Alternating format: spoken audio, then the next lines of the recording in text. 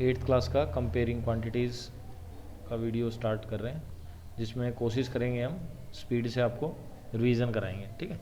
Comparing quantities में हमने काफ़ी सारी चीज़ें सीखी थी और इसका हमने हर एक्सरसाइज का अलग अलग वीडियो बना रखा है। आज सिर्फ रिवीजन पे कंसंट्रेट करेंगे। यहाँ पे एक तो ये रेशियो है, तो रेशियो का क्या मतलब होता है समझ लो। जैसे 5:20 है, इसको 5/20 लिख दो तो भी इक्वल है, काट सकते हो आप इसको। 5 × 5, 5 4 20, तो 1:4 भी लिख सकते हो। ये इक्वलेंट रेशियो हो गए इसके। एक तो ये चीज़ें छोटी छोटी चीज़ें बताएंगे, जो ज़्यादा लंबा कुछ नहीं करेंगे। ये हो गया आपका। फिर परसेंटेज में अगर कन्वर्ट करना हो तो जैसे ये इसका 5/25 है, इसका इसने परसेंटेज में कन्वर्ट किया इसको, तो नीचे 100 बनाना पड़ता है परसेंटेज में कन्वर्ट करने के लिए। तो 25 को किससे मल्टीप्लाई करेंगे? 25 को 4 से मल्टीप्लाई करेंगे तो 100 बन जाएगा, और ऊपर फिर सेम नंबर से मल्टीप्लाई करने का। तो 25 को 4 से किया, इधर 5 को 4 से कर दिया, तो ऊपर बन गया 20 और नीचे आ गया 100, तो ये 20% हो गया आपका। इस तरीके से आप निकाल सकते हो, और इसे यूनिटरी मेथड कहते हैं। 5/25 × 100, इस तरीके से भी निकाल सकते हो आप, 20% आ जाएगा। सिंपल सा है।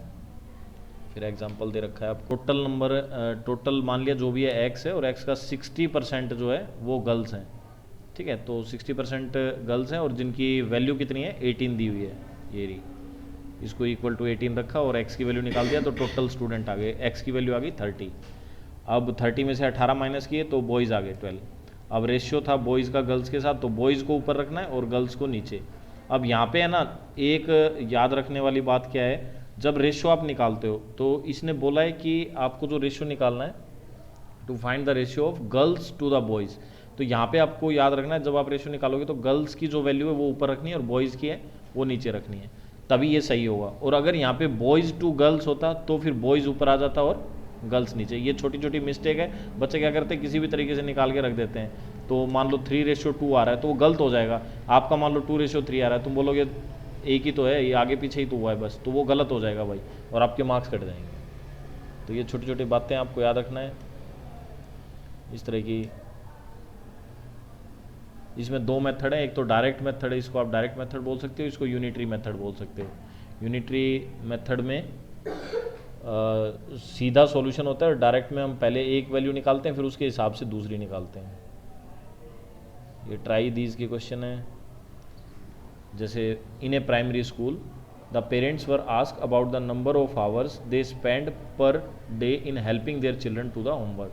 भाई ये पूछा जा रहा है पेरेंट्स से, माता पिता से क्या पूछा जा रहा है कि भाई बच्चे को आप कितनी देर उनकी सहायता करते हो उनको पढ़ाने के लिए, घंटे के हिसाब से आपको बताना है। तो there are 90 parents who help for 1/2 hours.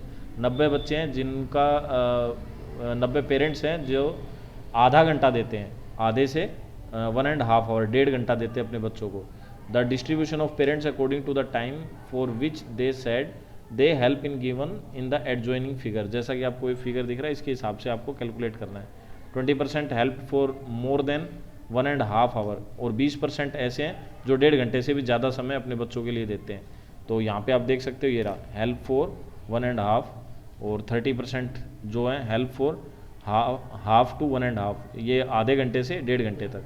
कहने का मतलब 30 मिनट से 90 मिनट तक टाइम देते हैं बच्चों को, और ये 90 मिनट से ज़्यादा देते हैं टाइम अपने बच्चों को पढ़ाने के लिए।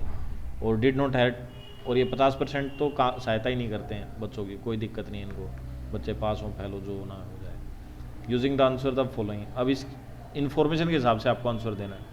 How many parents were served, total कितने पेरेंट्स पे सर्वे की गई, तो उसके हिसाब से हमें निकालना है। तो देखो यहाँ पे हमारे को ये 90 पेरेंट्स दिए हुए हैं, यहाँ से हम डाटा निकालेंगे total. There are 90 parents who helped half to 1.5, तो हाफ टू 1.5 कितना परसेंट है? 30%। यानी 90 जो पेरेंट्स हैं वो टोटल वैल्यू का कितना है? 30%। तो हमें टोटल वैल्यू यहाँ से निकल जाएगी, इससे 0 से काट दो, और x की वैल्यू जो है वो आपकी 90 × 10/3, 3 से काटेंगे 3 3 जा 9, 30 और 10, यानी टोटल पेरेंट्स कितने हो गए? 300 आदमियों के ऊपर ये सर्वे की गई है। तो how many said that they did not help, अब इसके 50% आधे हो जाएंगे इससे, यानी 150 आदमी हैं जो सहायता कर ही नहीं रहे हैं।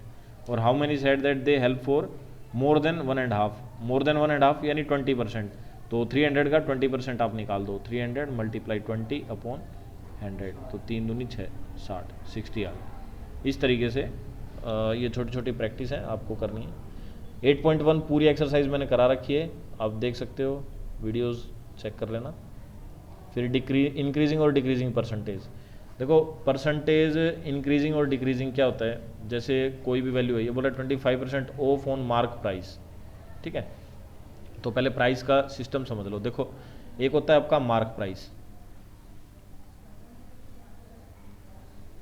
ठीक है, एक हो गया आपका मार्क प्राइस, और एक हो गया आपका कॉस्ट प्राइस, एक हो गया आपका सेलिंग प्राइस, एक हो गया आपका लिस्ट प्राइस। इस तरीके के नाम आएंगे आपके आगे। मार्क प्राइस क्या होता है, वो चीज़ की कितनी वैल्यू है वो मैटर नहीं करती, उसके ऊपर मार्क कितना कर रखा है। जैसे मान लो कोई चीज़ की आपकी रियल वैल्यू है 100 रुपये, ठीक है, 100 रुपये में आपने खरीदा है उसे, और उस पर मार्क कर रखा है 210 रुपये, तो मार्क प्राइस क्या हो गया, 210 रुपये हो गया आपका। कॉस्ट प्राइस जो आपने खरीदी, तो रियल वैल्यू मैंने कितनी बताई थी आपको, 100, तो 100 रुपये इसकी कॉस्ट प्राइस हो गई। Selling price, if you want to sell, अगर आप बेचना चाहते हैं तो आप कितने में इसे बेचना चाहते हैं वो इसका सेलिंग प्राइस होगा। मान लो आप इसे प्रॉफिट में बेचोगे, लॉस में तो बेचोगे नहीं, तो सपोज करो आप इसको 150 रुपये की बेचना चाहते हो, तो ये 150 रुपये जो है ये आपका सेलिंग प्राइस हो गया। लिस्ट प्राइस और मार्क प्राइस एक ही बात होती है। लिस्ट मतलब उसके ऊपर कितना लिख रखा है वो उसका लिस्टिंग प्राइस हो गया या मार्क प्राइस हो गया, ठीक है। फिर प्रॉफिट लॉस उसी के हिसाब से कैलकुलेट होता है, जैसे ये कॉस्ट प्राइस है और ये सेलिंग प्राइस है। सेलिंग प्राइस अगर ज़्यादा होगा कॉस्ट प्राइस से तो क्या होगा आपको, प्रॉफिट, और कॉस्ट प्राइस ज़्यादा होगा सेलिंग प्राइस से तो आपको क्या होगा, लॉस। ये सिंपल सा मेथड है, सबको पता है, ठीक है। तो यहाँ से आप कैलकुलेट कर लो, 100 रुपये की चीज़ है 150 की बेच रहा है, तो 50 का क्या हो गया आपको, प्रॉफिट। फिर प्रॉफिट परसेंटेज निकालते हैं, वो बोले भाई परसेंटेज निकाल के देखो, तो फिर प्रॉफिट जितना हुआ है वो divide by cost price into 100। Same process loss में होता है, loss divide by cost price into 100। अगर लॉस हो रहा है और लॉस परसेंट निकालना है तो लॉस रख दो ऊपर, और प्रॉफिट हो रहा है तो प्रॉफिट रख दो, ठीक है। तो यहाँ पे हमारे को 50 रुपये का प्रॉफिट हुआ और कॉस्ट हमारी थी 100 रुपये मल्टीप्लाई 100, तो 100 से 100 काट दिया, कितना हुआ, 50% का प्रॉफिट हुआ, समझ गए। यानी रियल वैल्यू कितनी थी 100 और हमने बढ़ाई कितनी 50, तो 50% हमने वैल्यू बढ़ा दी उसकी, तो 50% का हमें प्रॉफिट हुआ। ये छोटी छोटी चीज़ें आपको समझनी है, तो इसमें आपका काफ़ी कॉन्सेप्ट क्लियर हो गया होगा। ज़्यादा डिटेल से अगर किसी ने प्रैक्टिस नहीं की है तो वो वहाँ पे जाके कर सकता है। फिर है आपका फाइंडिंग डिस्काउंट। डिस्काउंट के बारे में बताता हूँ आपको। डिस्काउंट में क्या होता है, देखो मान लो आपको कोई चीज़ दे रहा है वो, ठीक है,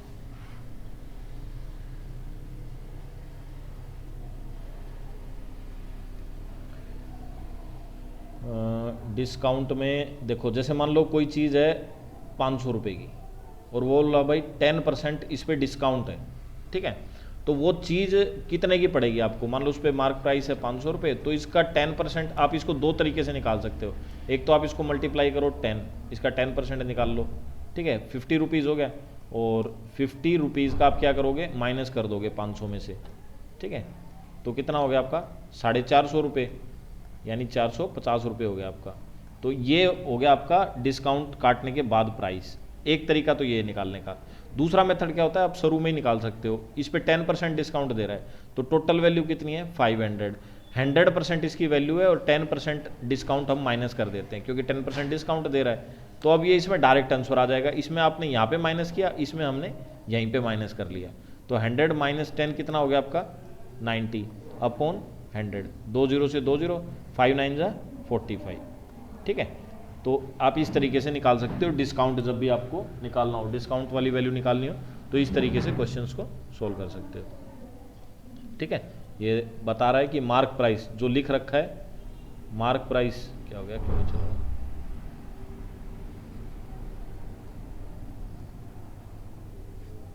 ठीक है, मार्क प्राइस में से सेल प्राइस माइनस कर दो तो आपका डिस्काउंट आ जाता है। ये सारे उसी तरह के क्वेश्चन है, आप एक बार देख लेना। सिर्फ कॉन्सेप्ट रिवाइज करवा रहे हैं थोड़ा, ताकि आपको समझ में आ जाए एक चैप्टर में था क्या क्या। एस्टिमेशन इन परसेंटेज, परसेंटेज में एस्टिमेशन। एस्टिमेशन का क्या मतलब होता है कि आसपास की वैल्यू निकाल देना, ठीक है, एक्यूरेट नहीं निकालना लेकिन आसपास की निकाल देना, एस्टिमेट कर देना, तो उसको एस्टिमेट बोलते हैं, राउंड ऑफ। जैसे ये देखो 577.80 था, यहाँ पे आप देख सकते हो, तो इसकी नियर वैल्यू ले ली उसने राउंड फिगर में 580, ठीक है, एस्टिमेशन निकालने के लिए। तो ये याद रखना, एस्टिमेशन अगर कहीं पे भी लिखा आता है कि भाई एस्टिमेट कर दो तो नियर वैल्यू निकालोगे। नियर वैल्यू कैसे, जैसे ये 577.80 है, ठीक है, तो इसके नियर राउंड फिगर में एक तो हो गया आपका 570 और एक हो गया 580, राउंड फिगर जीरो वाले को बोलते हैं, ठीक है। तो 570 इससे कितनी दूर है, 7 पॉइंट, और 580 कितनी दूर है, 3 पॉइंट, ठीक है। तो ये वाला पास हुआ 580, इसलिए इसने 580 वाली वैल्यू ली है। आपको डाउट नहीं होगा, इसलिए मैंने थोड़ा डिटेल में बता दिया। फिर आपका है प्राइस रिलेटेड टू बाइंग और सेलिंग।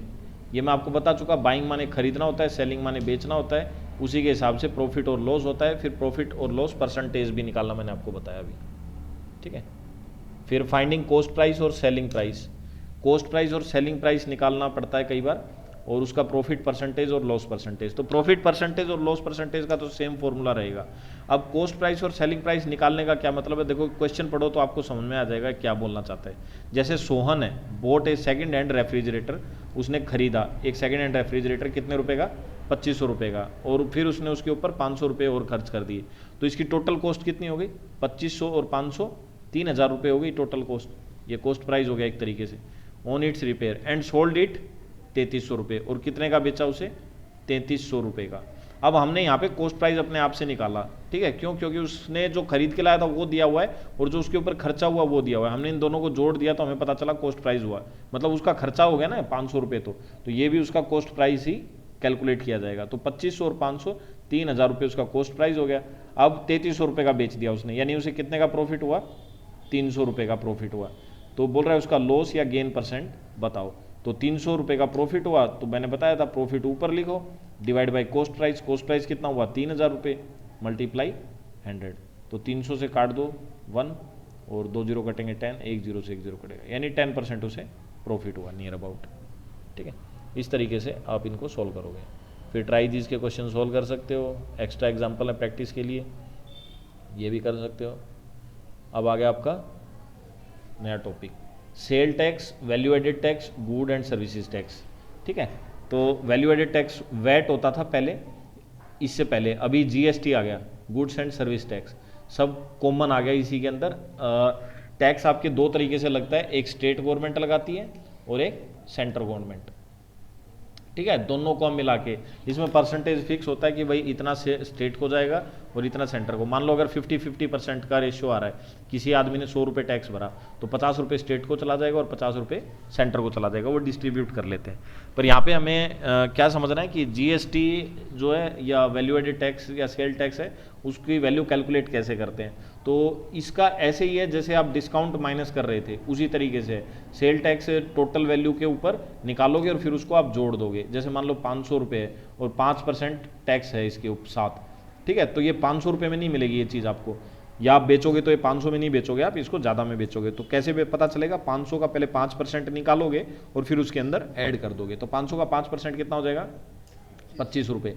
तो 500 प्लस 25 कितना हो जाएगा, 525 रुपये। इस तरीके से इसको सॉल्व करोगे आप, ठीक है। दोनों मेथड से निकाल सकते हो, डायरेक्ट निकाल दो या अलग अलग निकाल दो।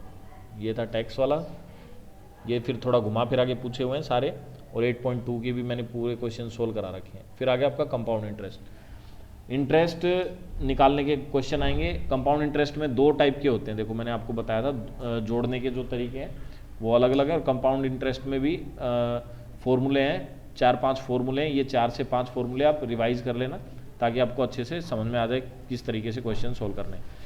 एक तो होता है आपका सिंपल इंटरेस्ट और एक होता है कंपाउंड इंटरेस्ट, ठीक है। अब मैं यहाँ पे आपको समझाता हूँ इन दोनों का डिफरेंस क्या है। मान लो कोई चीज़ है 5000 रुपये की, और इस पे आपको ब्याज, मान लो आपने 5000 रुपये किसी को उधार दिए हैं ब्याज पे, ठीक है, और ब्याज पे दिया आपने 1% आप ब्याज ले रहे हो, समझ गए।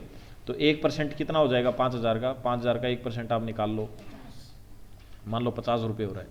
तो ये हो गया आपका पहले साल का, फर्स्ट ईयर का 50 रुपये, तो अगले साल का फिर वापस से 50 रुपये, ठीक है, एक साल का, फिर अगले साल का फिर वापस से 50। तो 3 साल का यहाँ पे ब्याज कितना हुआ, 150 रुपीज़। ये था आपका सिंपल, मतलब 5000 रुपये के ऊपर 50 रुपये ब्याज मिला, फिर अगले साल फिर 50 रुपये मिला, फिर अगले साल फिर 50 रुपये मिला। अब कंपाउंड में क्या होगा, ये 5000 रुपये हैं, आपने ब्याज पे दिए किसी को, तो 50 रुपये आपको ब्याज मिला फर्स्ट ईयर में। अब सेकेंड ईयर में ये 50 रुपये इसके अंदर जुड़ जाएंगे, यानी आपका जो टोटल वैल्यू है वो 5050 रुपये के ऊपर आपको ब्याज मिलेगा। तो अब 5050 के ऊपर ब्याज मिलेगा, तो ये मान लो आपको 50 रुपये तो 5000 के हो गए और 50 के हो गए मान लो 5 रुपये, तो 55 रुपये ब्याज मिला आपको सेकेंड ईयर, आपका ब्याज 5 रुपये बढ़ गया। अब अगले साल फिर ये 55 रुपये इसी के अंदर वापस से ऐड हो जाएंगे, 50 और 5 और 5 10 यानी 10, ठीक है, तो 5100 रुपये हो गए। अब इस पे ब्याज मिलेगा तो ये फिर बढ़ जाएगा, मान लो अब ये हो जाएगा आपका 61 या 62 के आसपास आएगा, ठीक है, थर्ड ईयर। तो इस तरीके से कंपाउंड इंटरेस्ट में ब्याज बढ़ता चला जाता है और सिंपल इंटरेस्ट में ब्याज साधारण रहता है, ये मेथड होता है। फिर कंपाउंड इंटरेस्ट के अंदर काफ़ी सारी चीज़ें आती हैं जो आपको एक बार रिवाइज कर लेनी चाहिए। जैसे वो इंटरेस्ट है 6 महीने में जोड़ता है, ठीक है, साल में जोड़ता है, 1.5 साल में जोड़ता है, इंटरेस्ट कब जोड़ता है, कंपाउंड इंटरेस्ट कब कब करता है टाइम में, 6 में, 3 महीने में, 6 महीने में, इस तरीके से। फिर ये तो हो गया टाइम पीरियड का। फिर रेट परसेंट भी आता है, फ्रैक्शन में आ जाता है कई बार, ठीक है, और कई बार टाइम भी फ्रैक्शन में आ जाता है। जैसे बोलता है कि मुझे सिर्फ 6 महीने का ही चाहिए ब्याज, तो इस तरीके के क्वेश्चन आएंगे। इसके लिए 5 फॉर्मूले होते हैं, वो आप एक बार रिवाइज कर लेना। ये कंपाउंड इंटरेस्ट का हो गया। फिर इसके बाद होगा ना, फिर है deducing a formula of compound interest, ये फॉर्मूले दे दिए आपके। ये सिंपल इंटरेस्ट का है, ये भी सिंपल इंटरेस्ट का है, बता रहा है किस तरीके से होगा। ये सिंपल इंटरेस्ट बता रहा है पहले साल का, दूसरे साल का, किसी क्वेश्चंस के सॉल्यूशन भी हो सकते हैं। जैसे कंपाउंड इंटरेस्ट होता है, मैंने अभी तुम्हें बताया था, कंपाउंड इंटरेस्ट और सिंपल इंटरेस्ट का डिफरेंस बताया था। कंपाउंड इंटरेस्ट के अंदर होता है आपका अमाउंट प्लस इंटरेस्ट, ये दो चीज़ें इकट्ठी होती हैं। जैसे अमाउंट क्या होता है, मैंने अभी बताया आपको, जैसे आप 5000 रुपये किसी को ब्याज को दे रहे हो तो वो 5000 आपका अमाउंट हो गया, और कंपाउंड इंटरेस्ट उसके साथ एडेड वैल्यू को बोलते हैं, ठीक है। अगर आपको कंपाउंड इंटरेस्ट निकालना है तो आप क्या करोगे, अमाउंट में से प्रिंसिपल को माइनस कर दोगे। अमाउंट कौन सा हो गया, अमाउंट के अंदर आपका प्रिंसिपल और इंटरेस्ट दोनों चीज़ें मिक्स होती हैं, ठीक है। यानी आपने 5000 रुपये जो मैं बता रहा था वो, और उसका जो ब्याज है मान लो 20 रुपये या 30 रुपये जो भी है, 50 रुपये ब्याज है, तो ये दोनों को मिला के आपका अमाउंट बनता है, ठीक है। और अगर आपको कंपाउंड इंटरेस्ट निकालना है तो इस टोटल अमाउंट में से ये वैल्यू माइनस कर दोगे आप। इस तरीके से इसको सोल्व करते हैं। फिर बोल रहे हैं रेट कंपाउंड एनुअली और हाफ ईयरली। अगर रेट परसेंट जो है आप एनुअली जोड़ रहे हो या हाफ ईयरली, इसका मतलब क्या हो गया, एनुअली का तो मतलब हो गया साल में एक बार जोड़ रहे हो, तो जो ब्याज है वो साल के अंदर जोड़ा जाएगा। और हाफ ईयरली का मतलब हो गया जो ब्याज है वो 6 महीने के अंदर वो जोड़ देगा, 6 महीने के अंदर ही ब्याज को जोड़ देगा, इस तरीके से। तो उसका फॉर्मूला उसने दिया हुआ है आगे, आप देख सकते हैं उसको, PDF के अंदर सारा दिया हुआ है, और आपकी टेक्स्ट बुक का ही PDF है ये, आप उसमें देख के आराम से समझ सकते हो। ये क्वेश्चन दे दिया, ये बहुत देखो दिया हुआ है, प्रिंसिपल फॉर 6 मंथ, 6 महीने के अंदर वो जोड़ रहा है, और यहाँ पे प्रिंसिपल फॉर फर्स्ट 6 मंथ, तो पहले 6 महीने का निकालेगा फिर बाद में ऐड कर देगा उसके अंदर ही। तो ये तो उसने सिंपल इंटरेस्ट वाले फॉर्मूले से निकाल के दिखा रखा है, और यहाँ पे डायरेक्ट जो फॉर्मूला है आपका अमाउंट प्रिंसिपल 1 × रेट अपॉन 100, और n जो होता है वो आपका टाइम होता है, तो ये टाइम आपका 2n हो जाता है, ठीक है। तो 2n 2 + 1 3/2 होगा, और इसको 2 से मल्टीप्लाई करोगे तो कट जाएगा, तो 3 आ जाएगा, इसलिए इसने ये यहाँ पे 3 लिखा हुआ है, ये वाली वैल्यू जो सिंपल सा है, मोटा मोटा आपको रिवाइज करवा देते हैं। और अगर आपको डाउट है तो आप कमेंट करें, हमें पता चलेगा क्या क्या डाउट है आपके।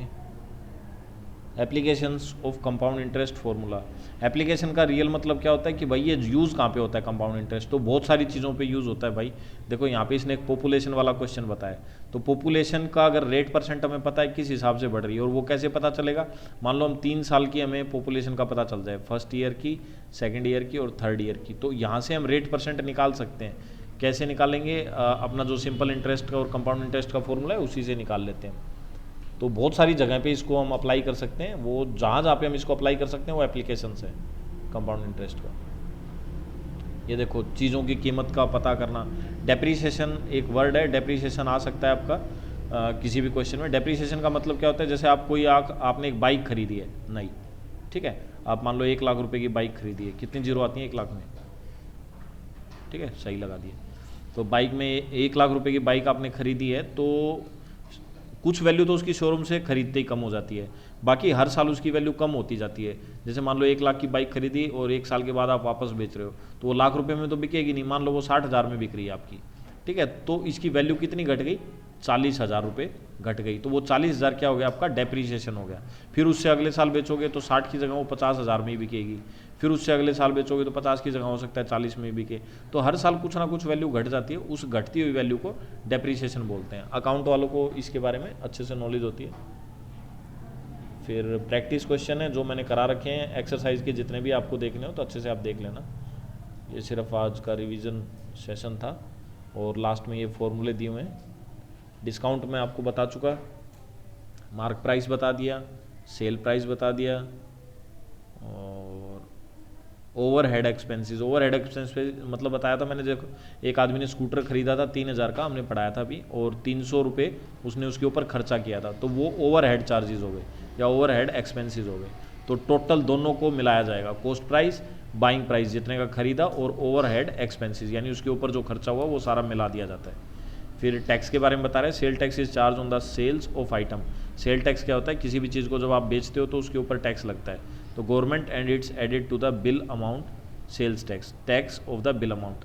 बिल अमाउंट क्या होता है आपका, आप कोई भी चीज़ खरीदते हो, मान लो आप एक फ़ैन खरीद के लाए बाज़ार से, तो फ़ैन का जो अमाउंट होगा, मान लो फ़ैन है 5,000 रुपये का, ठीक है, लेकिन गवर्नमेंट उस पर 5% टैक्स ले रही है, तो 5% टैक्स इसके अंदर जोड़ने के बाद जो अमाउंट बनेगा वो आपको पे करना पड़ेगा, ठीक है, तो वो सेल्स टैक्स बोलते हैं। गुड्स एंड सर्विस टैक्स मैं आपको बता चुका हूँ, 1 नंबर के क्वेश्चन में आ सकता है वैसे। फिर ये कंपाउंड इंटरेस्ट के फॉर्मूले दिए हुए हैं, ये आपको याद कर लेने चाहिए, और ये बच्चे पढ़ रहे हैं, अब तुम भी पढ़ना शुरू कर दो। तो वीडियो शायद कंप्लीट हो गई, यहाँ पे आप अपने नोट्स बना सकते हो, नोट्स के लिए जगह दी हुई है। थैंक यू फ्रेंड्स, मिलते हैं अगले चैप्टर के रिवीजन।